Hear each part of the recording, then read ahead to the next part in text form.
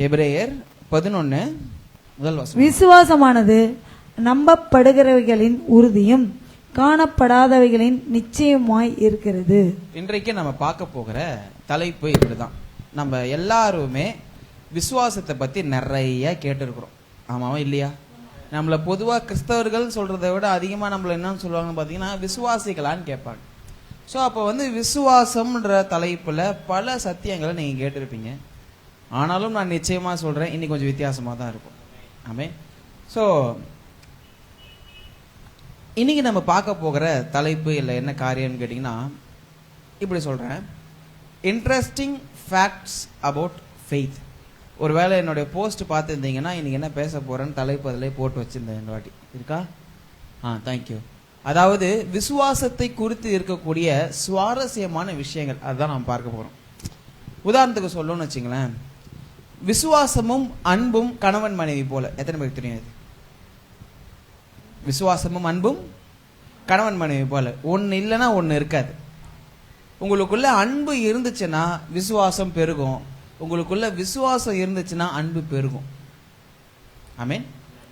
பாருங்க, அந்த மாதிரி இன்னைக்கு என்ன பண்ண போறோம்னு பார்த்தீங்கன்னா, ஒரு சில சுவாரஸ்யமான காரியங்கள், விசுவாசத்தை குறித்த சில காரியங்களை நம்ம பார்க்கலாம்.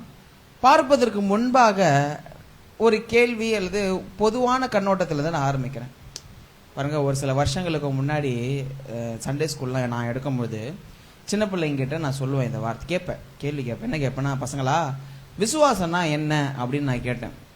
ஒரு பையன் கடைசியில இருந்து கையை தூக்கி அண்ணா அப்படின்ட்டு என்ன சொன்னா, விசுவாசம்னா என்ன தெரியுமா தெரியும், ஒரு நடிகர் பேர் சொல்லி அவர் நடிச்ச படம்னா அப்படின்னா. பொதுவா விசுவாசம் அப்படின்னு சொல்லும் போதே மனசுக்குள்ள என்ன தோணுதுன்னு பாத்தீங்கன்னா அந்த படம் பேர் தான் ஞாபகம் வருது.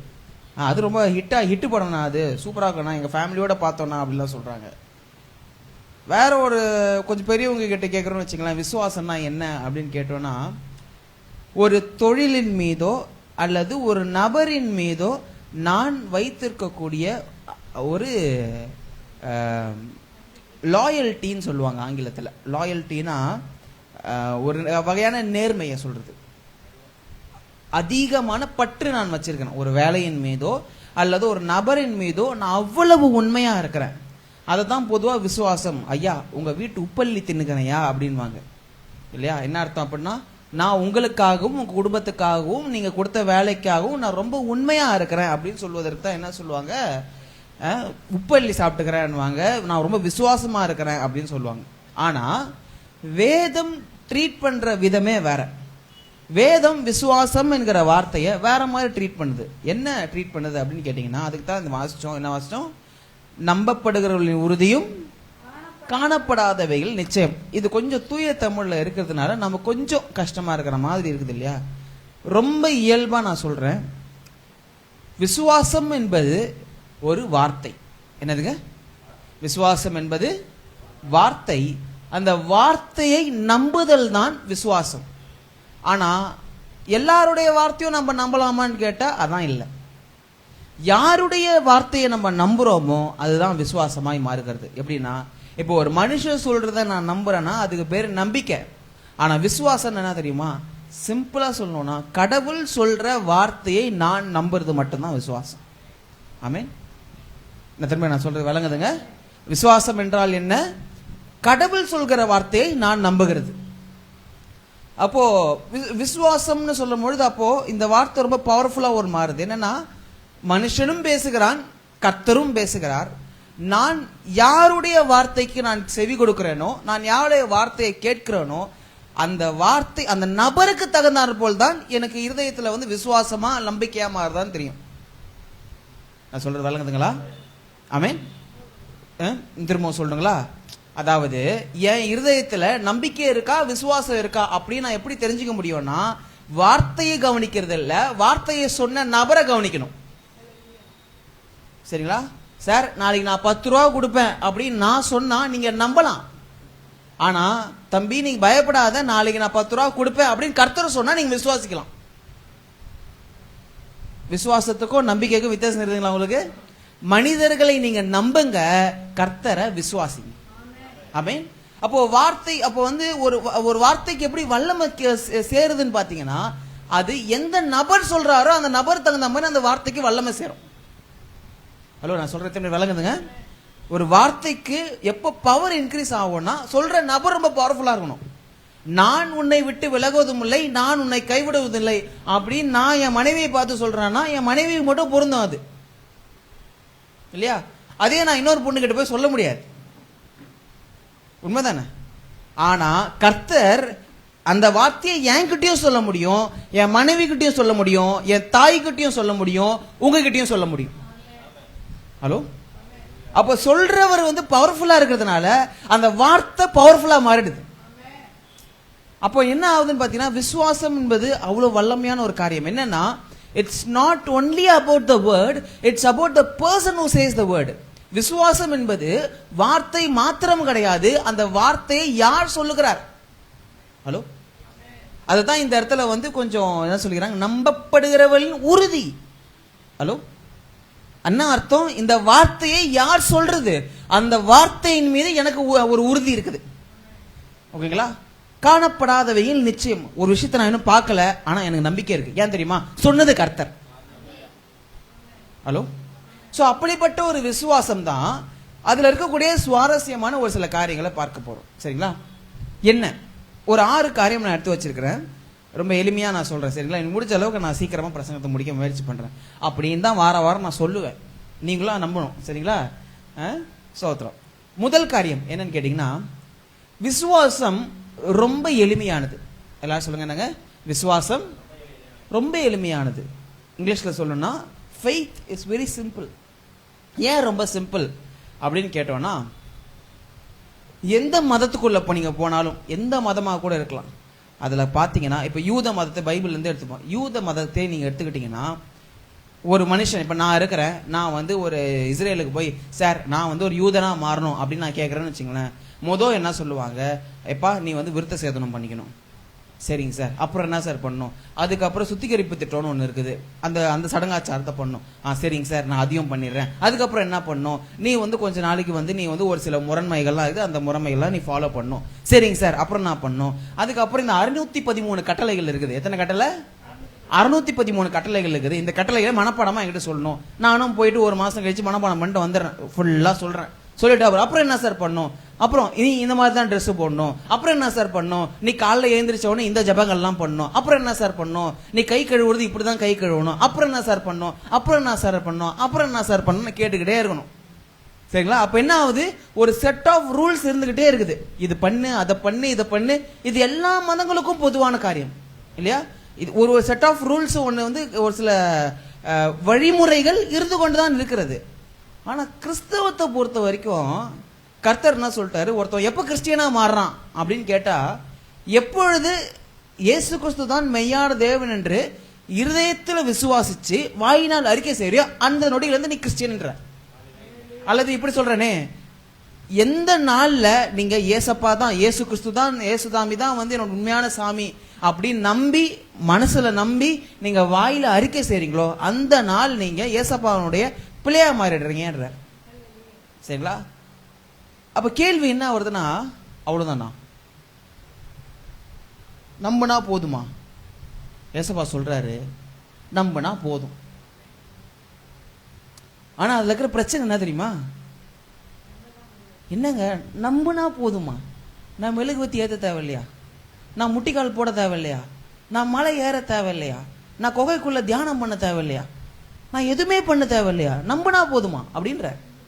ஹலோ, அமேன். திரும்ப நான் சொல்ற விளங்குதுங்க. நம்பினா போதுமா, அதாவது உன் இருதயத்துல ஏத்துக்கிட்டா போதுமா? போதும் அப்படின்ற. ஹலோ, விசுவாசம்ல இருக்கக்கூடிய சுவாரஸ்யமான விஷயம் முதல் காரியம் என்னன்னு கேட்டீங்கன்னா, அது ரொம்ப எளிமையானது, ஈஸி. ஆனா அதுதான் ரொம்ப கஷ்டமானது. ஏன்னா நம்மள 100 தடவை நீ இயேசுவின் ரத்தம் ஜெயம் சொன்னா சொல்லுவீங்களா பிரதர்? சொல்லுவீங்க. இந்த வீட்டை சுத்தி 3 தடவை முட்டிக்கால் போட்டுக்கிட்டே ஜெபமாலை சொல்லுங்க அப்படின்னு சொன்னா சொல்லுவீங்களா பிரதர்? செய்வீங்க. ஆனா ஏசப்பா சொன்ன வார்த்தையை நம்புங்கன்னா கஷ்டமாங்க. ஹலோ, ஏதாவது காரணம் என்னன்னு கேட்டீங்கன்னா, மனிதர்களுக்கு நமக்கு ஏதாவது ஒண்ணு ஏதாவது செஞ்சாதான் ஏதாவது அடைய முடியும் அப்படின்னு சொல்லிட்டு கர்த்தர் மனுஷங்க உருவாக்கிட்டாங்க. அதாவது இதை செஞ்சாதான் உனக்கு உண்டு. உண்மைதான், உலகத்துல எதுவும் ஃப்ரீயா கிடைக்கிறது இல்ல. சொல்லுவாங்க, சும்மா என்னன்னு சொல்லுவாங்க, ஒண்ணு வாங்கினால் ஒன்று இலவசம் அப்படின்னுவாங்க. ஆனா ஒண்ணுத்திலே 2க்கான விலையை வச்சுதான் விற்பானுங்க இல்லையா? ஆனா என்னன்னு போட்டிருப்பாங்க, ஒன்று வாங்கினால் ஒன்று இலவசம் இல்லையா? இந்த ரப்பர் டப்பர் வேற வந்து ஒன்று வேற விற்கிறாங்க. ஐயோ, பிஸ்கெட் வாங்கினா ஒரு டப்பர் வேற, இது என்னது வேற பிளாஸ்க் வாங்கினா ஒரு டப்பர் வேற, டப்பர் வேற டப்பர் வேற. இப்போ நிறைய குடும்பங்கள்ல வெறும் பிளாஸ்டிக் டப்பாக்களா தான் இருக்குது. கேட்டா இலவசம், எதுவும் இலவசம் கிடையாது.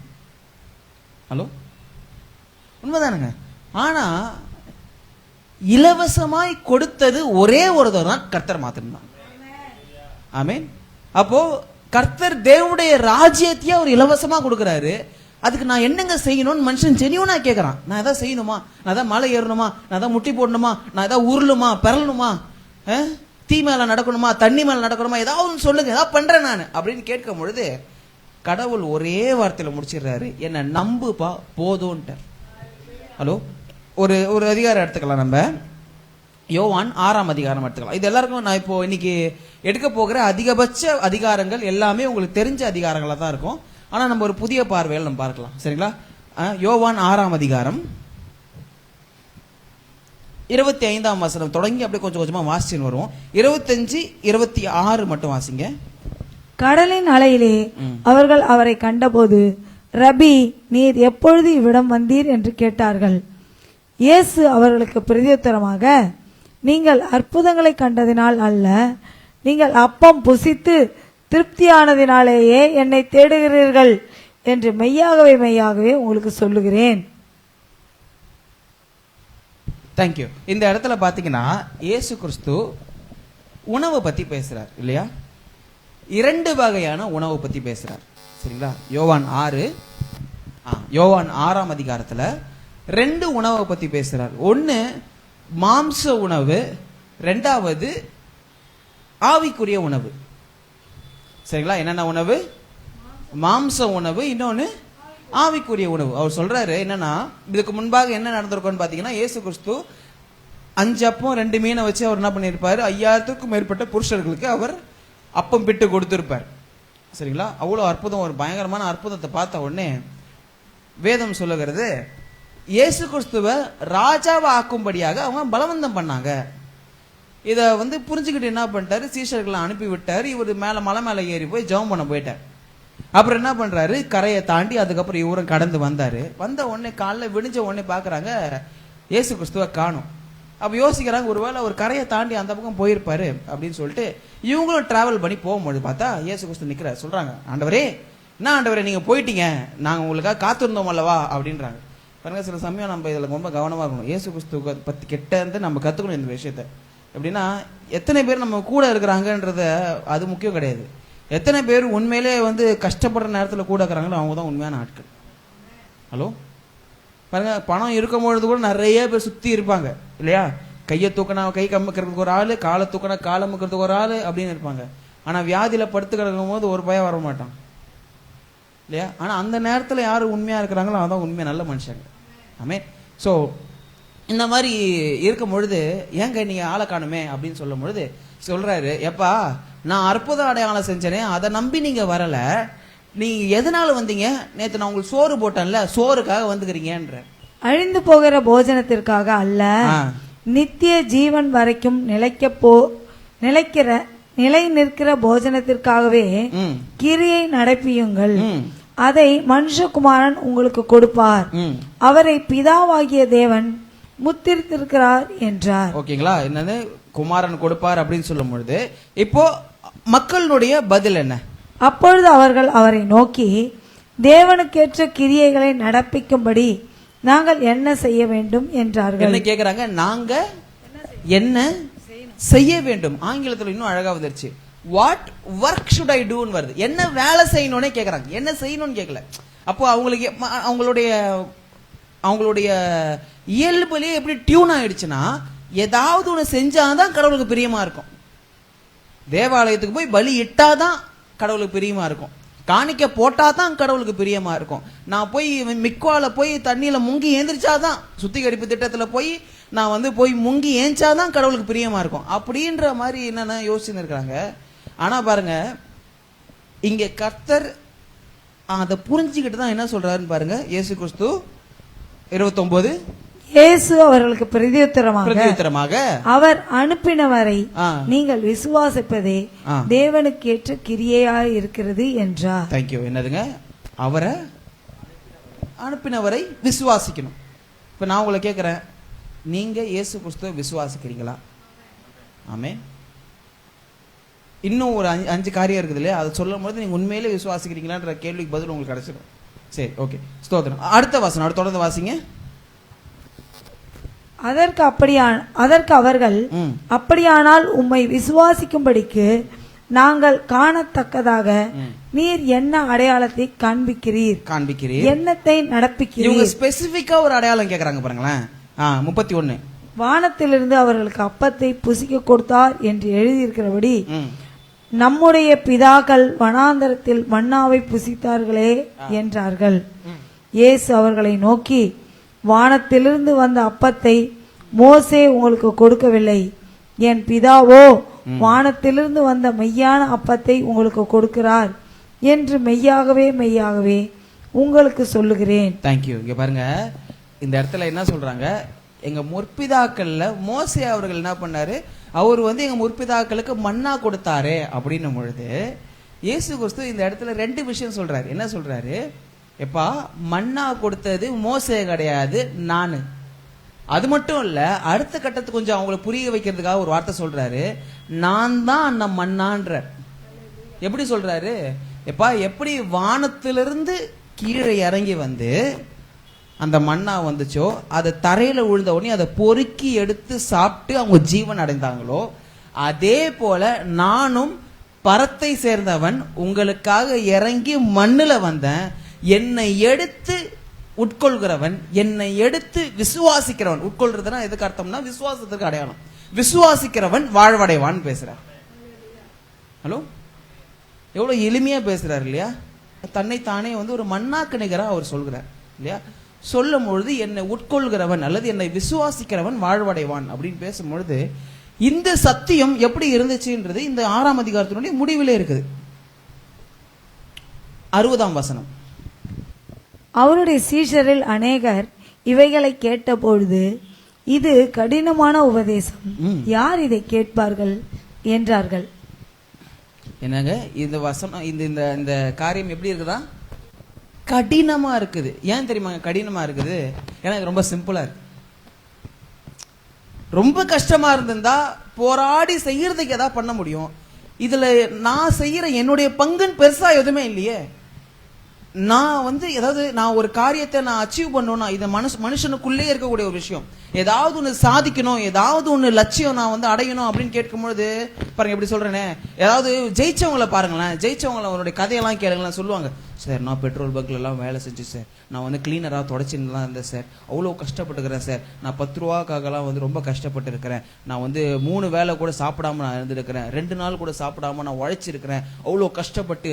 என்கிட்ட இருந்தது 2 துணி தான் இருக்கும், ஒன்னு உடம்புல தொங்கும், இன்னொன்னு ஆங்கர்ல தொங்கும், அந்த மாதிரி தான் இருக்கும். 2 செட்டு ட்ரெஸ்ஸை வச்சுட்டு நான் பல மாதங்கள் நான் ஓட்டினேன் அப்படின்னு கதையை சொல்லி கடைசியா ஒரு டேர்னிங் பாயிண்ட் வந்துச்சுங்க, நான் ஜெயிச்சிட்டேன் அப்படின்னும் பொழுது நமக்கே அப்படியே புல் அறிக்கும். நமக்கு என்ன மனுஷன், வாட் அன் இன்ஸ்பிரேஷன் அப்படின்னு தோணும் நமக்கு இல்லையா? அப்படிதான் தோணும் நமக்கு. கர்த்தர் என்ன பண்ணிட்டாரு, ரட்சிப்புன்னு வரும்பொழுது மட்டும் எதுவும் வேணான்ட்டார். கஷ்டத்தை நான் பட்டுக்கிறேன், நீ அனுபவிடா தாங்கன்ற. ஹலோ, ஆமென். அதனாலதான் என்னன்னு பாத்தீங்கன்னா, அப்ப நான் கஷ்டப்பட தேவையில்லையா? தேவையில்ல. நான் சிலுவையில் அடிக்கப்பட தேவையில்லையா? தேவையில்ல. நான் வாரினால் அடிக்கப்பட தேவையில்லையா? தேவையில்ல. நான் அசிங்கப்பட தேவையில்லையா? தேவையில்ல. ஹலோ, ரோமர் 8ஆம் அதிகாரம் ஆரம்பிக்கும் போதே சொல்றாரு, நீங்க இயேசு கிறிஸ்துவை விசுவாசிக்கிறதுனால ஆக்கினை தீர்ப்பு உங்களுக்கு இல்ல. இங்கிலீஷ்ல அழகா வரும், கண்டம்னேஷன் உங்களுக்கு இல்ல. கண்டம்னேஷன்னா திட்டி தீர்க்கிறது. ஒரு வகையான அர்த்தம் என்னன்னா திட்டி தீர்க்கிறது. கண்டம்னேஷன், ஆக்கினை தீர்ப்பு உங்களுக்கு கிடையாது. ஹலோ, அப்போ கர்த்தர் என்ன பண்றாருன்னு பாத்தீங்கன்னா, நீங்க ரட்சிக்கப்படுவதற்கு, நீங்க இயேசு கிறிஸ்துவை ஏற்றுக்கொள்வதற்கு, நீங்க பரலோகம் போவதற்கு, கடவுளுடைய சமூகத்திற்கு, நீங்க பிரசன்னத்துக்கு நீங்க போவதற்கு நீங்க எதுவும் பெருசா உழைக்க தேவையில்லை, நீங்க அவரை விசுவாசிச்சாலே போதும்னு சொல்லும் பொழுது மக்களுக்கு அது எப்படி இருக்குதா? ரொம்ப கஷ்டமாக்குதுங்க. என்னங்க நீங்க ஏதாவது பெருசா சொல்லியிருந்தா கூட பரவாயில்ல, ரொம்ப ஈஸியா சொல்றீங்களே. ஹலோ, நான் சொல்லட்டுங்களா? நிறைய பேருக்கு இது ரொம்ப கஷ்டமா இருக்குது. சர்ச்சுக்கு வாயா அப்படின்னா ரொம்ப கஷ்டமாகுது நிறைய பேருக்கு. ஹலோ, தேட்டருக்கு போகலாமா? 10 மணி ஷோனா 9:30 வந்து நின்றுவானுங்க பசங்க.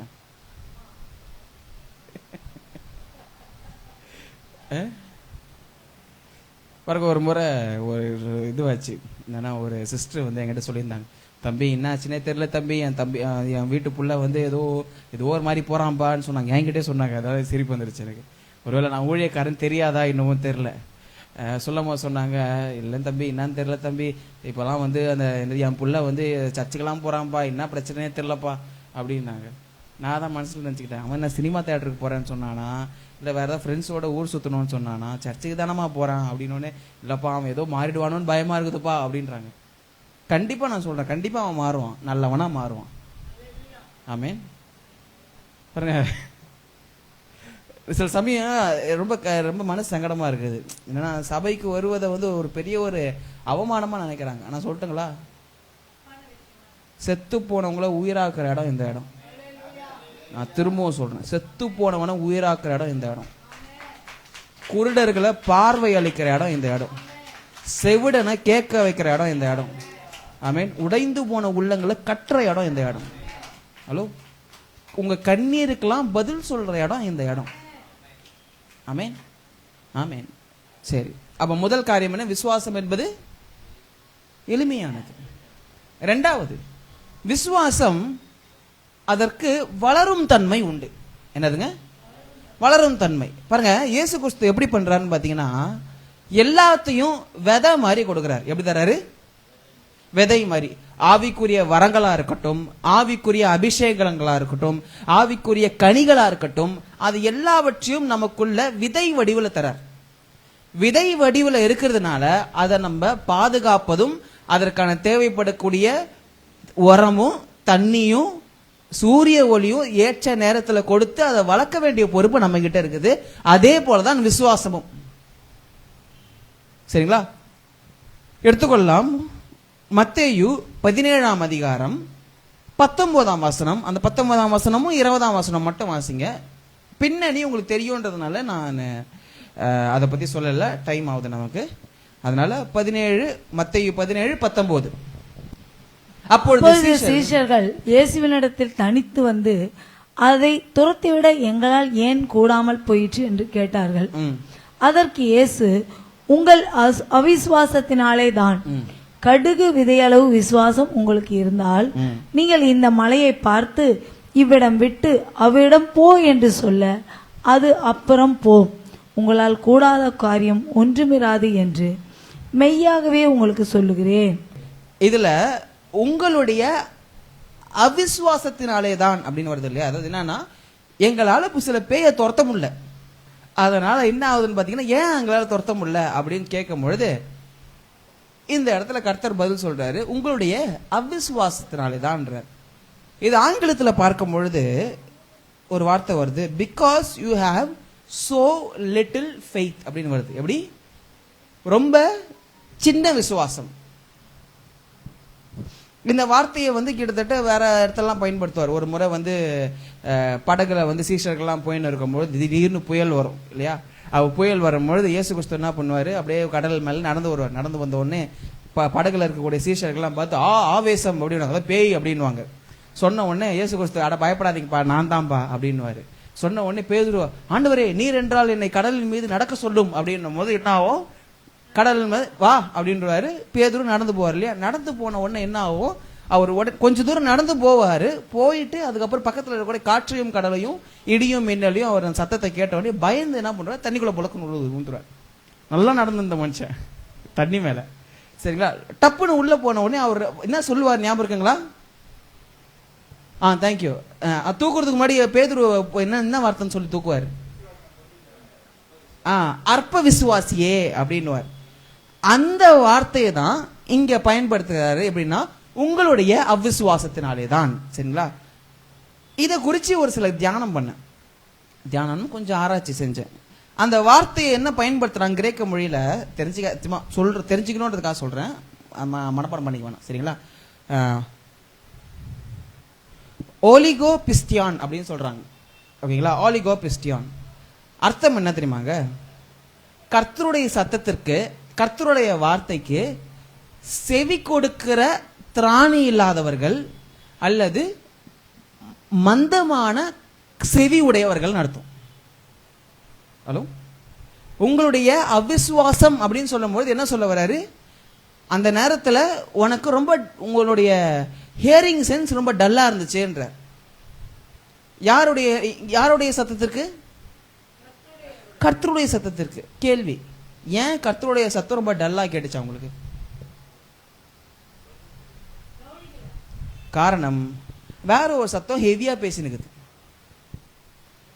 ஏன் எங்களால் இந்த காரியத்தை செய்ய முடியல அப்படின்னு கேட்கும் பொழுது அந்த டைம்ல கர்த்தருடைய சத்தத்தை விட வேற ஒரு சத்தம், உன்னால முடியாது, உன்னால நடக்காது, நீ செய்ய மாட்ட, உன்னால அதை மாத்த முடியாது, நீ எல்லாம் வேஸ்ட் அப்படின்ற ஒரு வார்த்தை உள்ள என்ன பண்ணிருக்குது. அந்த சத்தம் ஹெவியா கேட்கறதுனால கர்த்தருடைய சத்தம் என்ன ஆச்சுன்னு பாத்தீங்கன்னா மங்கி போயிடுச்சு.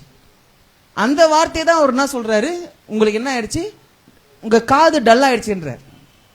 அதான் அற்ப விசுவாசம், அவ்விசுவாசம்ன்ற வார்த்தைக்கு சொல்றாருங்களா? சொல்லிட்டு அர்த்தம் என்ன சொல்றாரு?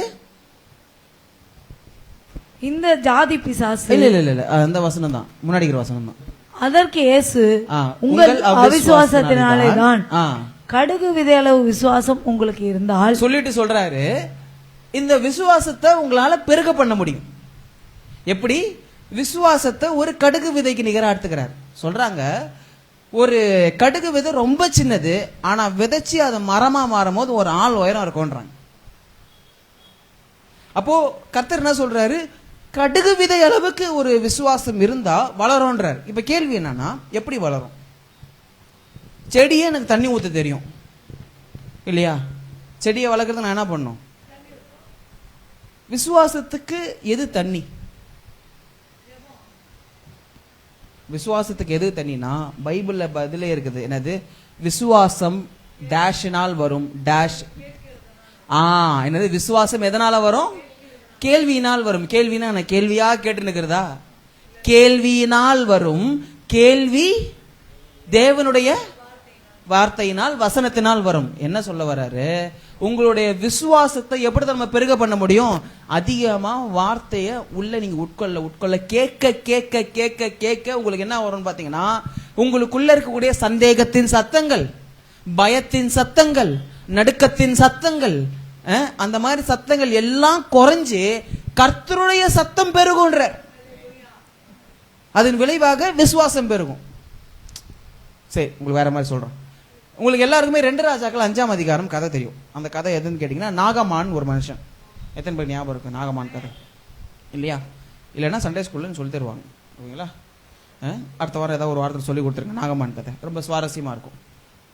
சரிங்களா? போறாரு, தீர்க்கதரிசி கிட்ட போறாரு. போகும்பொழுது என்ன ஆகுது? அவர் சொல்றாரு, எப்ப நான் என்ன உனக்கு என்ன சுகம் தர டாக்டரா? நீ போ யோர்தான் நதியில 7 தடவை குளிச்சுட்டு நீ கிளம்பு அப்படின்றவாரு. இந்த நாகமான் என்ன நினைச்சுவாரு, இந்த மனுஷன் என்னைக்கு அவரு கூடாரத்தை விட்டு இறங்கி என்னை விசாரிச்சு, என்னை மந்திரிச்சு விட்டு, என்னை மேலெல்லாம் தொட்டு பார்த்து, அப்புறம் கைக்கு நேரம் ஏதாவது இப்படின்னு ஏதாவது பண்ணி, ஓம் கிரீம்னு ஏதாவது பண்ணி டக்குன்னு ஏதாவது பண்ணி விடுவாரு அப்படின்ற மாதிரி நான் பார்த்தேன். என்ன அந்த மனுஷன் உள்ள உட்காந்து சத்தம் மட்டும் கொடுக்குறாருன்னா, அந்த மனுஷன் இவ்வளவு ஆணவமாகிறாரு அப்படின்னும் பொழுது கூட இருக்கக்கூடிய ஒரு நண்பனும் அந்த வேலை கூட இருக்கக்கூடிய ஊழியக்காரன் சொல்கிறார், ஐயா அவர் இதை விட கஷ்டமானது நிறைய சொல்லியிருந்தா கூட நீங்க பண்ணியிருப்பீங்களே. ஹலோ, பண்ணியிருப்பீங்களா மாட்டீங்களா? பண்ணியிருப்பேன் தான். அவர் ரொம்ப ஈஸியா தானே கேட்டாரு, சொன்னாரு, ஒரு தடவை முங்கி தான் பாருங்களேன் அப்படின்னு சொன்ன உடனே எத்தனை தடவை முங்க சொன்னார்? 7 தடவை முங்க சொன்னார். 1 2 3 4 5 6 7 முங்கி ஏந்திரிச்சு வரும்போது குழந்தை மாதிரி தோல் மாறிடுச்சு. இதுக்கெல்லாம் காரணத்தை கேட்டீங்கன்னா தான் சுவாரஸ்யமா இருக்கும். 2 ராஜாக்கள் எடுத்துக்கல 5ஆம் அதிகாரம். அதாவது உங்களுக்கு விசுவாசம் எப்படி வளருதுன்னு நான் சொல்லி தரேன். நான் வேற ஒன்றும் இல்லை, வாங்க. 2 ராஜாக்கள் 5 2 3. சீரியாவிலிருந்து தண்டுகள் புறப்பட்டு இஸ்ரவேல் தேசத்திலிருந்து ஒரு சிறு பெண்ணை சிறைப்பிடித்து கொண்டு வந்திருந்தார்கள். அவள் நாகமானின் மனைவிக்கு பணிவிடை செய்து கொண்டிருந்தாள். அவள் தன் நாச்சியாரை பார்த்து, என் ஆண்டவன் சமாரியாவில் இருக்கிற தீர்க்கதரிசியின் இடத்தில் போவாரானால் நலமாயிருக்கும், அவர் இவருடைய குஷ்டரோகத்தை நீக்கி விடுவார் என்றாள். தேங்க்யூ. இங்க பாருங்க, நாகமான் வீட்டுல ஒரு அடிமை பெண் இருக்கிறா. நான் அந்த அடிமை பெண்ணுக்காக, அதான் அந்த அடிமை சிறுமி, அந்த சிறுமிக்காக நான் வந்து கர்த்தரை ஸ்தோத்தரிக்கிறேன். அந்த பொண்ணு என்ன பண்றா, அவங்க எஜமாட்டி கிட்ட, நாகம்மாவுடைய மனைவி கிட்ட என்ன பண்றாங்க சொல்றாங்க, இங்க பாருங்கம்மா, எங்க ஊர்ல வந்து ஒரு தீர்க்கதரிசி இருக்கிறாரு, அவரு கண்டிப்பா சுகம் கொடுப்பாரு, அவருக்கு அந்த வல்லமை இருக்குது அப்படின்னு சொல்லும் பொழுது நான் யோசிக்கிறேன், என்ன சொல்லி நாகமான அவங்க ஒய்ஃப் வந்து கன்வின்ஸ் பண்ணியிருப்பாங்கன்னு எனக்கு தெரியல. ஆனா மனைவியினுடைய வார்த்தைக்கு செவி கொடுத்து போனார் இல்லையா. ஆரம்பம் எங்க இருக்குது, அந்த குட்டி பொண்ணு. அந்த குட்டி பொண்ணுடைய விசுவாசத்தை என்ன பண்றா, ஒரு மெழுகு மாதிரி அழகா அவருக்குள்ள எரிஞ்சின்னு இருக்கிற அந்த மெழுகை எடுத்து அவங்க மனைவி கிட்ட, நாகமாவுடைய மனைவி கிட்ட லைட்டா பத்த வைக்கிறா. அவங்களுக்குள்ள எரியுது. இப்போ அந்த விசுவாசம் இவங்களுக்குள்ள வந்த உடனே இவங்க என்ன பண்றாங்க, அவங்களுக்குள்ள ஏத்துறாங்க. இது என்ன ஆகுது, பெருக பண்றாரு. அதே சமயத்துல விசுவாசம் வளர்ந்து கொண்டே போகிறது. ஹலோ, நான் சொல்லட்டுங்களா, அந்த வார்த்தை கேட்க கேட்க கேட்க கேட்க இப்ப நாகமானுக்கு என்ன ஆயிருக்கும்னு பாத்தீங்கன்னா பாருங்க, எனக்கு வந்து எனக்கு ஸ்தோத்திரம் என்ன போகுதுன்னு தெரியல. பாருங்க, கணவர்மார்களுக்கு ஒரு சின்ன பிரச்சனை என்னன்னா டக்குன்னு மறந்துடுவாங்க. மனைவிகள் வந்து தீர்க்கதரிசி மாதிரி சொன்னதையே திரும்ப திரும்ப சொல்லிருப்பாங்க. சரிங்களா? நான் நினைக்கிறேன் நாகமானுடைய மனைவி திரும்ப திரும்ப சொல்லி நின்றுப்பாங்க நினைக்கிறேன். போ எலியா கிட்ட போ, எலியா கிட்ட போ, உனக்கு சோறு கிடையாது, எலியா கிட்ட போ. பழம் வேணுமா உனக்கு, இந்த கையை வச்சு நீ சாப்பிட போறியா, போ கிளம்பு, போ போ போ போன்னு பாருங்க. அந்த வார்த்தை மனுஷன் உள்ள அடிச்சுக்கிட்டே இருந்திருக்கும், பேசிக்கிட்டே இருந்திருப்பாங்க. சொல்ல சொல்ல சொல்ல சொல்ல அந்த மனுஷனுக்கு என்ன பாத்தீங்கன்னா, சரி போய் தான் பார்ப்போமேன்னு தான் போயிருப்பார். ஹலோ, சரி, மனைவி ஒண்ணு எரிச்சல்ல போயிருக்கணும், அல்லது ஒரு நம்பிக்கையில போயிருக்கணும், இல்ல அன்புல போயிருக்கணும். ஏதாவது ஒரு காரணம் தான். எரிச்சல்ல போனாரோ, அன்புல போனாரோ, நம்பிக்கையில போனாரோ நமக்கு தெரியல. ஆனா போன அப்புறம் கூட இருந்த நண்பனும் பேசின வார்த்தையில உள்ள அந்த மனுஷனை உள்ள பத்திக்கிச்சு, விசுவாசம் அதிகமாச்சு. பெருகின உடனே இப்ப என்ன ஆச்சுன்னு பாத்தீங்கன்னா, அவர் செய்கிறார், அவர் வாழ்க்கை மாறுகிறது. ஆமென். பாருங்க, உங்க கூட யார் இருக்கிறார் என்பதை குறித்து நீங்க மிக மிக மிக மிக கவனமா இருங்க. இப்போ வந்து இன்டர்நெட்ல ரொம்ப பாப்புலரான ஒரு வார்த்தை என்ன தெரியுமா, இன்ஃப்ளூயன்சர். கேள்விப்பட்டிருக்கீங்களா அந்த வார்த்தையை? 1 மில்லியன் சப்ஸ்கிரைபர்ஸ் வந்துட்டாங்கன்னா நீங்க ஏதாவது ப்ராடக்ட்ஸ் எல்லாம் விற்பாங்க, இந்த ப்ராடக்ட்டுங்க அந்த ப்ராடக்ட்டுங்கன்னு விற்பாங்க. அப்ப விற்கும் பொழுது அவங்க என்ன சொல்லுவாங்க, நாங்க இன்ஃப்ளூயன்சர்ஸ் அப்படின்வாங்க. என்ன அர்த்தம்னா, நான் ஒரு காரியத்தை சொன்னா அதை கேட்கக்கூடிய ஜனங்கள் இருக்கிறாங்க. அந்த மாதிரி உங்களுக்கு நிறைய ஜனங்கள் இருக்கலாம், தவறு கிடையாது, ஓகேங்களா? ஆனா உங்களை மாத்திர யாராவது ஒருத்தவங்க இருக்கிறாங்கன்னா அவங்க எப்படிப்பட்ட ஆட்கள் என்பதை நீங்கள் சற்று கவனமா வச்சுங்க. உங்களுடைய விசுவாசத்தை பெருக பண்ணுகிற மனிதர்களா இருக்கிறாங்களா, இல்ல குழி தோண்டி புதைச்சி இனிமே நீ ஏந்திரிக்கவே கூடாது அப்படின்ற அளவுக்கு பேசுற மக்களா இருக்கிறாங்களா? உங்களுக்கு கர்த்தர் சொல்லியிருப்பாரு ஒரு ஆலோசனை, நீ ஏன் இந்த பிசினஸ் ஸ்டார்ட் பண்ணக்கூடாது, நீ ஏன் இந்த வேலையை ஸ்டார்ட் பண்ணக்கூடாது அப்படின்னு சொல்லிட்டு கர்த்தர் சொல்லியிருப்பாரு. இது நீங்க என்ன பண்ணுவீங்க, அந்த வேண்டாத ஒரு மனுஷன் கிட்ட நீங்க என்ன பண்ணி போய் பேசுவீங்க. அந்த மனுஷன் தான் ரொம்ப நல்லவன் நினைச்சு நீங்க சொல்லுவீங்க. அந்த மனுஷன் சொல்லுவார், பிரதர் இந்த காலத்துல அதெல்லாம் நீங்க வேற, அதெல்லாம் வந்து எனக்கு தெரிஞ்ச ஒரு நண்பனே, அப்படிலாம் யாரும் இருந்திருக்க மாட்டாங்க, சும்மா சொல்லணும்னு சொல்லுவாரு. எனக்கு தெரிஞ்ச ஒரு நண்பன் அந்த மாதிரி ஆரம்பிச்சான், அதுக்கப்புறம் கடன்ல போயிட்டான் அப்படின்னு நமக்கு தூக்கிவாரு போடும். ஐயோ கடன் ஆயிடுச்சா, ஐயோ வேணாம் வேணாம் வேணாம். அப்போ என்ன ஆகும், நம்ம ஒரு ஐடியா நம்ம யோசிச்சா கூட என்ன ஆயிடும், செய்ய வேணாம். நான் சொல்றேன் பாருங்களேன், அந்த மனுஷனுக்கு கடன் ஆயிருக்கட்டும், ஆனா ஒண்ணுமே இல்லாதது கூட நீங்க வேலை ஆரம்பிச்சீங்கன்னா அங்க ஆசீர்வாதமா முடியும். ஹலோ, ஏன்னா அந்த ஆலோசனை கொடுத்தது யாரு? ஆமென். இதே சொல்லு விளங்குதுங்க பாருங்க, ரொம்ப தூரம் போறேன் நானு. அப்போ விசுவாசத்தை எப்படி பெருக பண்ண முடியும்னு கேட்டீங்கன்னா, உங்களுடைய கேள்வியினால மட்டும்தான். உங்க வார்த்தை எந்த அளவுக்கு உள்ள போகுதுன்றத கவனமா இருங்க. லூக்கா 5ஆம் அதிகாரம் எடுத்துக்கொள்ளலாம், 19. ஜனக்கூட்டம் மிகுதியாய் இருந்தபடியால் அவனை உள்ளே கொண்டு போகிறதற்கு வகை காணாமல் வீட்டின் மேல் ஏறி தட்டோடுகள் வழியாய் ஜனங்களின் மத்தியில் இயேசுவுக்கு முன்பாக அவனை படுக்கையோடே இறக்கினார்கள். அவர்களுடைய விசுவாசத்தை அவர் கண்டு. தேங்க்யூ. இந்த ஒரு வார்த்தை தான் முக்கியமானது. அவர்களுடைய, அது யார் அவர்கள்? யார் அந்த அவர்கள்? Very good. யாரங்க? தூக்கிட்டு வந்த நண்பர்கள். சரிங்களா? அவர்களுடைய விசுவாசத்தை கண்டு என்ன சொல்றாரு?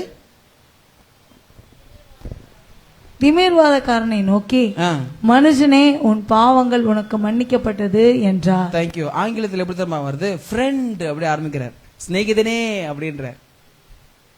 தமிழ்ல எப்படி வருது? மனுஷனே வருது இல்லையா? ஆனா லிட்டரலா எப்படி சொல்றாரா? சிநேகிதனே. நான் சொல்லட்டுங்களா, நம்ம எல்லாரும் தூரமா தான் இருந்தோம் கர்த்தருக்கு, சிநேகிதர்களா இல்ல. ஏன் சத்துருக்களா நம்ம இருந்தோம்.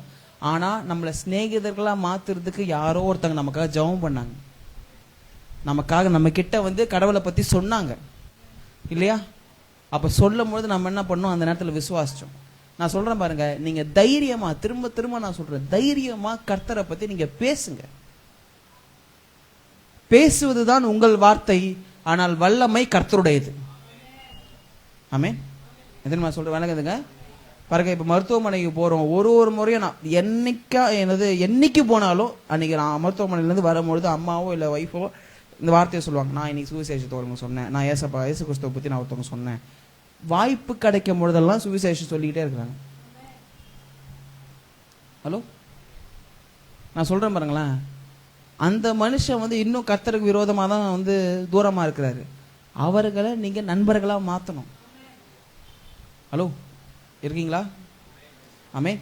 ஸோ அப்போ 2 காரியம் நம்ம சொல்லியிருக்கிறேன். நான் 6 காரியம் என்ன சோத்திரம். ஓகே. அப்ப முதல் காரியம் என்ன சொன்ன? விசுவாசம் மிகவும் எளிமையானது. 2வது விசுவாசம் வளரும் தன்மை உடையது இல்லையா? 3வது விசுவாசம் உங்களுக்கு ஒழுக்கத்தின் பாதையில் அல்லது நெறி பாதைன்னு சொல்லுவாங்களா? ஒழுக்கத்தின் பாதை. ஓகேங்களா? ஒழுக்கத்தின் பாதையில வாழ்வதற்கு உங்களுக்கு அது உதவி செய்யும். Faith helps you to endure disciplined life. ஒழுக்கம் அப்படின்னா என்ன? அப்படின்னா சார் காலையில எழுந்திரிச்சு கரெக்டா ஒரு சில கடமைகளை கரெக்டா சரிவர செய்யறது தான் என்னது? ஒழுக்கம் அப்படின்னு நம்ம சொல்லுவோம். உண்மைதான். ஆனால் பைபிள் ஒழுக்கம்ன்ற வார்த்தையும் வேற வகையில ட்ரீட் பண்ணுது, டிசிப்ளின்ற வார்த்தையை வேற வகையில ட்ரீட் பண்ணுது. அது என்ன அர்த்தம் அப்படின்னு கேட்டீங்கன்னா, மேனர், வேஸ், வார்னிங், இன்ஸ்ட்ரக்ஷன். அதாவது என்னன்னா, ஒரு வகை, ஒரு வழி, வழிமுறைகள், விதிமுறைகள். சரிங்களா? என்ன சொல்ல வர்றாருன்னா, உலகத்துல சொல்லுவாங்க என் வழி, ஆனா கர்த்தர் சொல்றாரு எனக்குன்னு ஒரு வழி இருக்கு. ஹலோ, எனக்கு நான் செய்யற விதம்னு ஒண்ணு இருக்குது. என் வழியின்படி நடக்கிறது தான் நேர்மையான வழின்ற. ஆனா உலகத்துல அந்த நேர்மையான வழி வாழ்வதற்கு பல சவால்கள் வருகிறது. மனிதர்களாலையும் வருகிறது, ஆவிக்குரிய மண்டலத்திலிருந்தும் வருகிறது. நமக்கு வருதா இல்லையா? ஆனா சொல்றேன் பாருங்க, நமக்கு கர்த்தர் என்ன பண்றாரு? அந்த சரியான பாதையில நடக்கிறதுக்கு கர்த்தர் நம்மள ஒழுங்குபடுத்துகிறார். ஹலோ, டிசிப்ளின் அப்படின்னு சொல்லும் பொழுது, அந்த ஒழுக்கம்னு சொல்லும் பொழுது நம்ம என்ன நினைச்சுக்கிறோம்? பிள்ளைக்கு வழி வேலைக்கு போனா பரம்பு தூக்கி பட்டார்னு டிக்கிலே அடிக்கிறதுன்னு நினைச்சுக்கிறோம். இல்ல, அது ஒழுக்கத்தை பத்தி சொல்ல. ஒழுக்கம்னு வேதம் எப்படி சொல்லுதுன்னா, வழி விலகி போறவனை கூப்பிட்டு அவனுக்கு சரியான வழிமுறைகளை, விதிமுறைகளை சொல்லிக் கொடுப்பது தான் ஒழுக்கம் என்பது. ஹலோ, கடலூர் போனோம், இங்க இருக்கிறேன், எந்த பக்கம் போவீங்க? எப்படியா இப்படிதான் போவீங்க இல்லையா? யாரா இப்படி போறவங்கள சார் கடலூர் போனோம் அப்படின்னா நீங்க என்ன சொல்லுவீங்க? நீங்க ஏங்க இப்படி போறீங்க, இந்த வழியில போங்க நீங்க சொல்லுவீங்க. வழி என்ன பண்றீங்க? மாத்தி விடுறீங்களா? இதுதான் ஒழுக்கம். ஹலோ, அப்ப விசுவாசம் என்ன பண்ணுதுன்னு பாத்தீங்கன்னா, உங்களை ஒழுக்கத்தின் பாதையில நடத்த அது உங்களுக்கு உங்களுக்கு ஒரு உத்வேகத்தை கொடுக்குது. ஹலோ, என்னது எடுத்துக்கொள்ளலாம். எபிரேய நிருபம் 12ஆம் அதிகாரம் முதல் வசனத்தை நம்ம முதல் வசனம் மட்டும் வாசிங்க. ஏன்னா 2ஆம் வசனம் ஒரு தனி டைட்டில் இருக்குது, ஓகேங்களா? அல்லது முதல் 2-3 வார்த்தைகளை மட்டும் வாசிங்களேன். எபிரேய நிருபம் 12ஆம் அதிகாரம் முதல் வசனம். ஆகையால் மேகம் போன்ற இத்தனை திரளான சாட்சிகள் தேங்க்யூ நம்மை சூழ்ந்து கொண்டிருக்க பாரமான யாவற்றையும் நம்மை சுற்றி நெருங்கி நிற்கிற பாவத்தையும் தள்ளிவிட்டு விசுவாசத்தை துவக்குகிறவரும் முடிக்கிறவருமாய். அதான் வேணாம். ஓகே, மேகம் போன்ற இத்தனை திரளான சாட்சிகள் நம்மை சூழ்ந்து கொண்டிருக்க. என்ன சொல்ல வர்றார்? மேகம் போன்ற இத்தனை திரளான சாட்சிகள் என்ன சொல்ல வர்றாருன்னா, எபிரேய நிருபம் 11ஆம் அதிகாரம் வாங்க. 11ஆம் அதிகாரத்துல ஒரு பெரிய லிஸ்ட் சொல்றாரு. எங்க ஆபேல் ஆரம்பிக்கிறாரு, ஏனோக்கு போறாரு, நோவா போறாரு, ஆபிரகாம் போறாரு, ஈசாக்கு, யாக்கோபு, யோசேப்பு, மோசே, அதுக்கப்புறம் ராகாப பத்தி பேசுறாரு, கிதியோனு, பாராக்கு, சிம்சோனு, எப்தா, தாவீது, சாமுவேலு, தீர்க்கதரிசிகள், அப்புறம் ராஜாக்கள், இவர்களை பத்தி எல்லாம் பேசிட்டு இவங்கெல்லாம் பல கஷ்டங்கள் பட்டாங்க அப்படின்லாம் சொல்றாரு. சரிங்களா? எதற்காக? ஒழுக்கமான வாழ்க்கை வாழ்வதற்காக. ஹலோ, சரிங்களா? ஒழுக்கமான வாழ்க்கை வாழ்வதற்காக அவங்க போராடினாங்க. என்ன ஒழுக்கமான வாழ்க்கை? கடவுள் காட்டின வழியே வாழ்ந்தாங்க. மழையே பார்த்தது இல்ல சார். நோவா காலத்துல மழைன்ற ஒரு கான்செப்டே கிடையாது. மேகம் தான், குளிர்ச்சியான மேகம் இருக்கும். மழைன்ற ஒரு வரப்போகுது, நீ என்ன பண்ணு, ஒரு பேழையை கட்டுனார். கண்மூடித்தனமா ஒரு விசுவாசிச்சார். காரணம் என்ன? கடவுள் ஒரு வழி காட்டுறாரு, அந்த வழி சரியாதான் இருக்கும். ஹலோ, இல்லையா? நோவா என்ன பண்றாரு? கண்மூடித்தனமா அவர் செய்யறாரு. பாக்குறது கண்மூடித்தனமா இருக்கணும், ஆனா கண்ணை திறந்து தான் செய்யறாரு. ஏன்? அவர் கண்ணை திறந்தா பாக்குறது யாரு? கர்த்தருடைய வார்த்தையை, இல்லையா?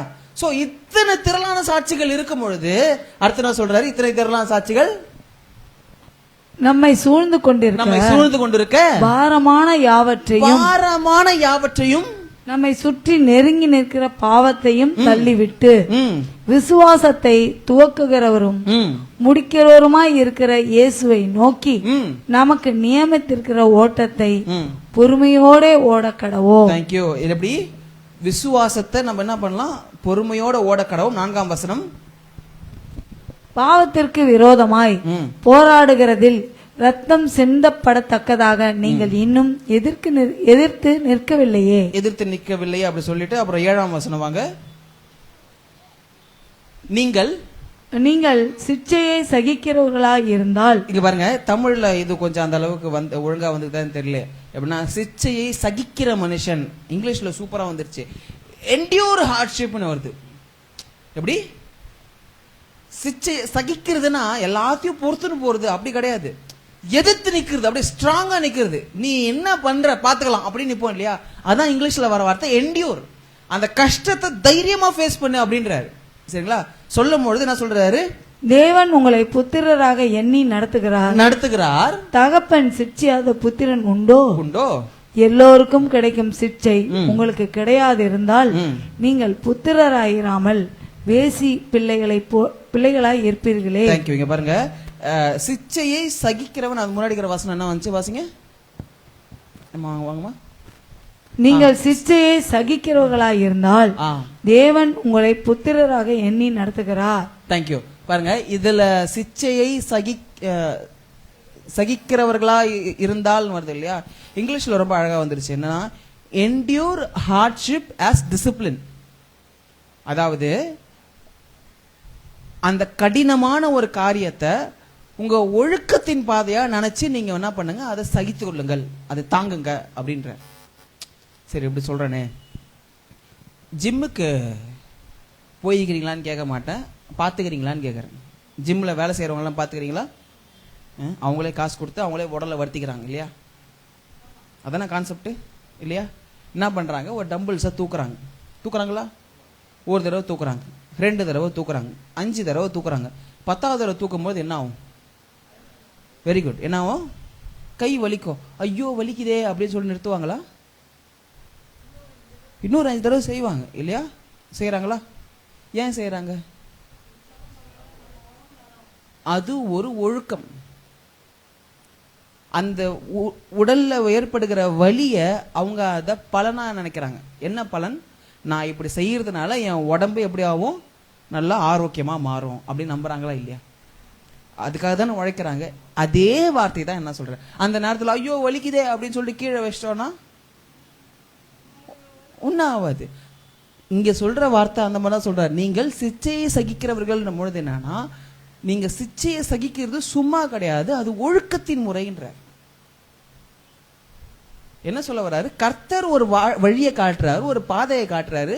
ஆனா ஆண்டவரே ஆபிரகாம் கிட்ட காட்டின மாதிரி இருக்குதே ஆண்டவரே, ஒரு ஆரம்பமும் இல்லை, ஒரு முடிவும் இல்லை, ஒரு வழியும் இல்லை.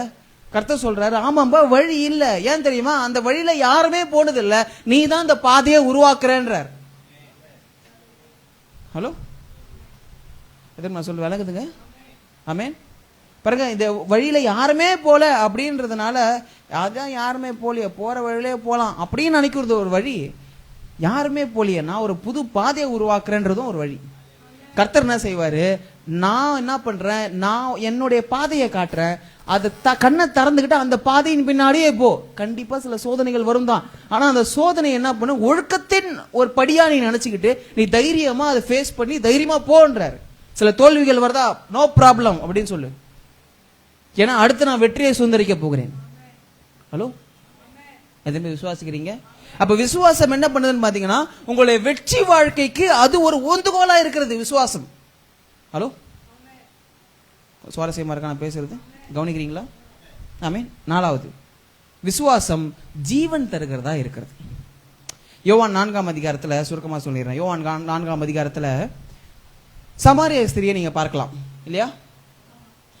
அவகிட்ட இயேசு கிறிஸ்து பேசுகிற அழகான ஒரு விஷயம் என்னன்னு கேட்டீங்கன்னா, ஏம்மா எனக்கு தாகமா இருக்குது, தண்ணி தான்றாரு.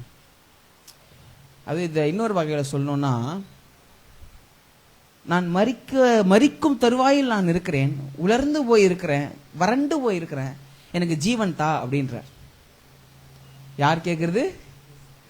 ஜீவாதிபதி. ஜீவாதிபதி அவர் என்ன சொல்றாரு? எனக்கு நான் தாகமா இருக்கிறேன் அப்படின்றார். அப்ப சொல்லும் பொழுது பாருங்க, கர்த்தருக்கும் ஒரு தாகம் இருக்கிறது.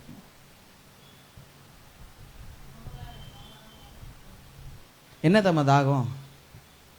நமக்கு அன்றாண்ட சோறு வேணும், மோர் வேணும், காரு வேணும்,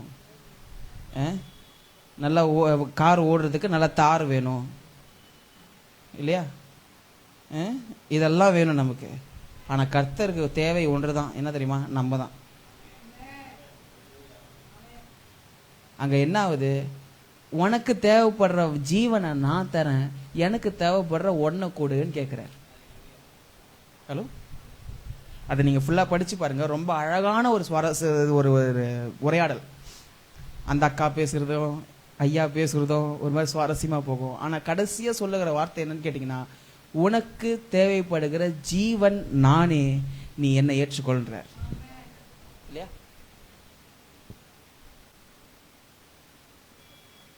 5வது, விசுவாசம் உங்களுடைய இலக்கை உற்று நோக்க உதவியா இருக்கிறது. திரும்ப சொல்லுங்க, என்னங்க? உங்களுடைய இலக்கு, உங்களுடைய கோலை ஃபோக்கஸ் பண்றதுக்கு விசுவாசம் யூஸ்ஃபுல்லா இருக்கும். மத்தேயு 5ஆம் அதிகாரத்துல ஒரு ஸ்திரியை நீங்க பார்க்கலாம். இது நீங்க கதையை நீங்க திரும்ப நிறைய கேட்டுக்கிறீங்க. மத்தேயு 5ஆம் அதிகாரம் 25ல இருந்து நீங்க வாசிச்சீங்கன்னா தெரியும். ஒரு ஸ்திரீ, அந்த ஸ்திரீ எப்படிப்பட்டவள்னு கேட்டீங்கன்னா, 12 வருஷமாய் பெரும்பாடுள்ள ஒரு ஸ்திரீ. டாக்டர்ஸ் எல்லாம் ட்ரை பண்ணி பார்த்துட்டாங்க, எல்லாம் பணம் தான் வேஸ்டா போகுது, மற்றபடி எதுவும் அவங்களுக்கு வாழ்க்கையில மாறின மாதிரி தெரியல, இன்னும் கடினமா மோசமா தான் மாறின்னு போகுது அவங்க நிலைமை. அந்த நேரத்தில் இயேசு கிறிஸ்துவை பத்தி கேள்விப்படுறாங்க. கேள்விப்பட்ட உடனே அந்த அம்மா என்ன பண்றாங்க, ஒரே ஒரு காரியம் மட்டும் தான் மனசுக்குள்ள ஓடிக்கிட்டே இருக்கு. என்னது? அவருடைய வஸ்திரத்தின் ஓரத்தை தொட்டால் மாத்திரம் போதும். இப்ப அவங்களுடைய லட்சியமே என்ன? நான் சொல்லட்டுங்களா, வாழ்க்கையில எல்லாருக்கும் சின்னதுல இருந்து பெரிய லட்சியம் நமக்கு இருக்கணும். இருந்தா தான் நம்ம அதிகமா நம்ம டிஸ்ட்ராக்ட் ஆக மாட்டோம். அந்த ஸ்திரீ கண்ணோட்டத்தை தான் யோசிக்கிறேன். அவ மனசுக்குள்ள என்ன இருந்துச்சு, என்ன விசுவாசம், என்ன கண்ணோட்டம் இருந்துச்சு?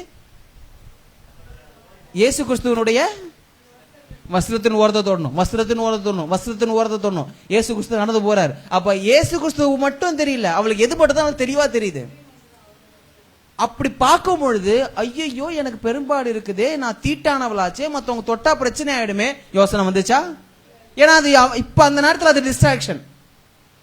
பாருங்க, நம்ம விசுவாசத்துல ஒரு அடி முன்னாடி வைக்கிறதுக்கு பெரிய பிரச்சனை என்னன்னு கேட்டீங்கன்னா இந்த மாதிரி டிஸ்ட்ராக்ஷன்ஸ், தேவையில்லாத எண்ணங்கள். ஐயோ நான் தீட்டா இருக்கிறேன்னு எனக்கு தொட்டால் என்ன ஆகும், ஐயோ மத்தவங்க என்ன பார்த்தா என்ன ஆகும். ஹலோ, எந்த எண்ணமும் வரல. அவளுக்கு இருக்கிற ஒரே இலக்கு என்னன்னு கேட்டீங்கன்னா அவருடைய வஸ்திரத்தின் ஓரம். போறா, கூட்டத்தை எங்க இருந்துதான் அந்த மனுஷிக்கு பலன் வந்துச்சுன்னு எனக்கு தெரியலங்க.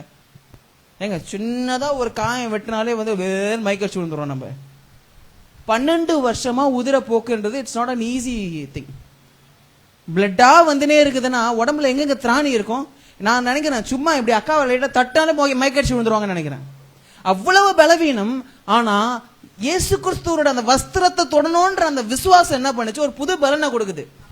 ஹலோ, புது பலனை கொடுக்குது. என்ன பண்றாங்க, நான் எப்படியாவது அந்த அவ்வளவு கூட்டம் நெருக்கடிக்கிறது வசனம் சொல்லுகிறது. கிரௌடு அப்படியே கிரஷ் பண்ணிச்சான். நல்லா வளர்ந்த மனுஷங்க, நம்மளே கஷ்டப்படுறோம். எப்படி அந்த சகோதரி போனாங்கன்னே தெரியல. எப்படி கையை நீட்டி ஏதாவது பண்ணி என்ன பண்ணிட்டாங்க, அந்த வஸ்திரத்தை தொட்டாங்க. நான் சொல்லிட்டேங்களா, விசுவாசம் உங்களுடைய லட்சியத்தை அடைவதற்கு உங்களுக்கு உதவியா இருக்கும். ஹலோ, தேவையில்லாத டிஸ்ட்ராக்ஷன்ஸை ஒதுக்கி தள்ளும்.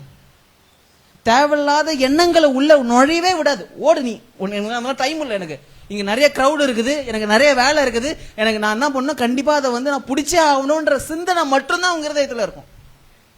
ஹலோ, 6வது, இதுதான் முக்கியமானது. விசுவாசம் உங்களை கடவுளை பார்க்கிறது போல் பார்க்க வைக்கும். என்னங்க, விசுவாசம் கடவுள் எப்படி பார்க்கிறாரோ அதே மாதிரி பார்க்க உதவி செய்யும்.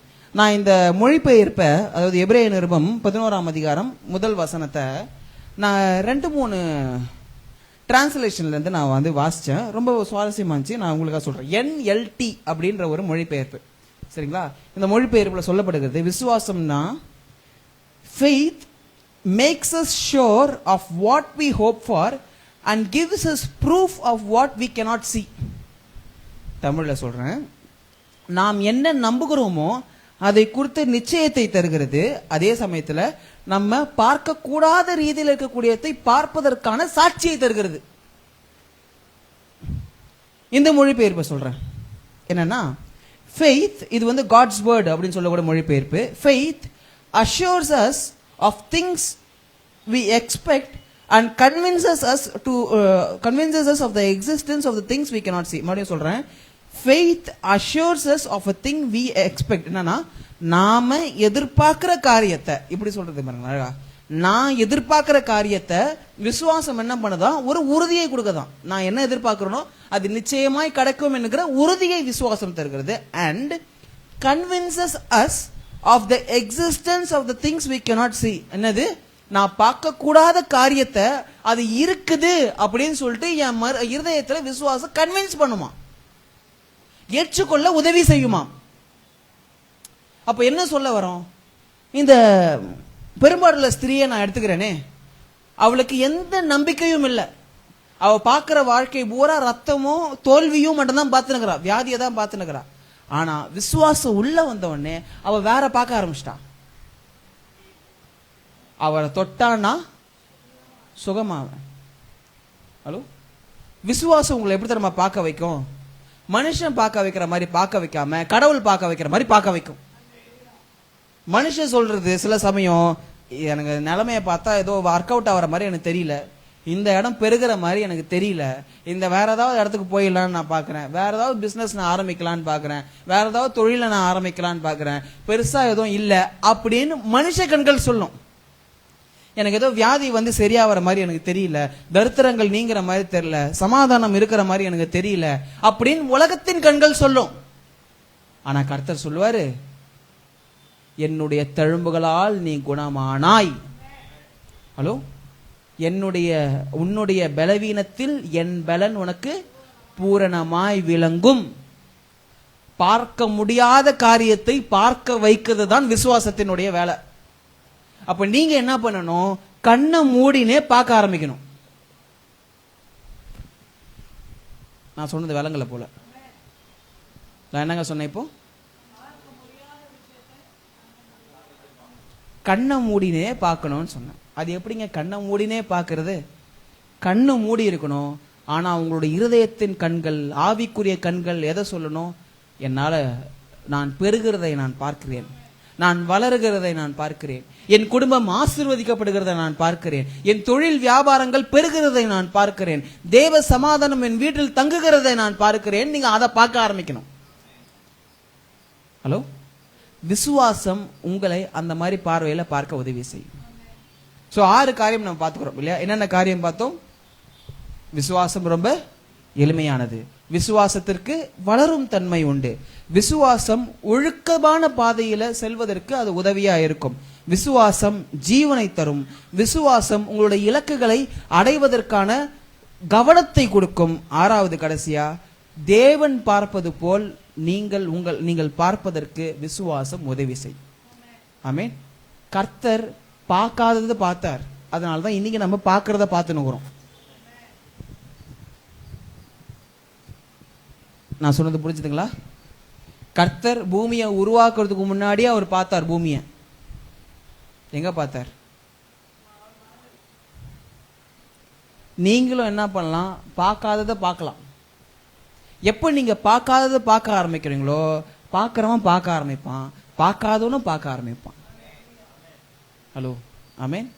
பாருங்க, இந்த ஒரு வசனம் நான் கடைசியா சொல்லி நான் முடிச்சிடுறேன். எபிரேய நிருபம் 12ஆம் அதிகாரம் வந்தோம் இல்லையா? அதுல நமக்கு ஏன் விசுவாசம் வேணும்ன்றத கடைசியா இந்த வார்த்தை எனக்கு ரொம்ப ரொம்ப ஆழமா அடிச்சுது. என்ன அந்த எபிரேய நிருபம் 12ஆம் அதிகாரம் படிச்சோம் இல்லையா? 13ஆம் வசனம் வாங்கல. நமக்கு ஏன் இந்த விசுவாசம் வேணும்ன்றதுக்கான பதில் 13ஆம் வசனத்துல சொல்லுது. சொல்லி நான் முடிச்சிடறேன். முடமாய் இருக்கிறது போகாமல் சொஸ்தமாகும்படிக்கு உங்கள் பாதங்களுக்கு வழிகளை செவ்வைப்படுத்துங்கள். ஓகேங்களா? என்னதுங்க? என்ன சொல்லுது? முடமாய் இருக்கிறது பிசகி போகாமல் சொஸ்தமாகும்படிக்கு உங்கள் பாதங்களுக்கு வழிகளை செவ்வைப்படுத்துங்கள். பாருங்க, நீங்க ஏன் விசுவாசம் உள்ளவர்களா இருக்கணும், நீங்க ஏன் ஒழுக்கம் உள்ளவர்களா இருக்கணும்ன்றதுக்கு இதான் பதில். ஏன்னா உங்களை பார்த்து முடமா நடப்பான். ஹலோ, நீங்க மற்றவங்களால சரி அந்த பாதையில நடக்க முடியாம நிறைய பேர் முடவர்கள் இருப்பாங்க. உங்களுடைய ஒழுக்கமான வழிகள், உங்க விசுவாசமான கண்கள், உங்களுடைய விசுவாசமான நடத்தைகள், உங்கள் விசுவாசமான வார்த்தைகள், செவிகள், இது எல்லாம் என்ன பண்ணுன்னு பாத்தீங்கன்னா, உங்க பக்கத்துல ஒரு முடவன் இருப்பான், அந்த முடவனை நடக்க செய்யும். ஹலோ, அப்போ நாம விசுவாசத்துல வளருவதும் விசுவாசத்துல நம்ம பெருகுவதும் வெறும் நமக்காக மட்டுமல்ல, நம்ம சுத்தி இருக்கிறவர்களுக்காகவும் தான். ஆமென். ஸோ இன்னைக்கு ஒரு ஆழமான ஒரு சத்தியத்தை நம்ம பார்த்துக்கிறோம். எத்தனை பேர் பிரயோஜனமா இருக்குது நம்புறீங்க நீங்க? ஆமென். புதுசா இருந்துச்சுங்களா இன்னைக்கு? ஆமென். ஸோ கர்த்தர் நல்லவர். கர்த்தர் உங்களை ஆசீர்வதிப்பாராக. அனைவரும் எழுந்து நிற்கலாம். சோத்திரம்.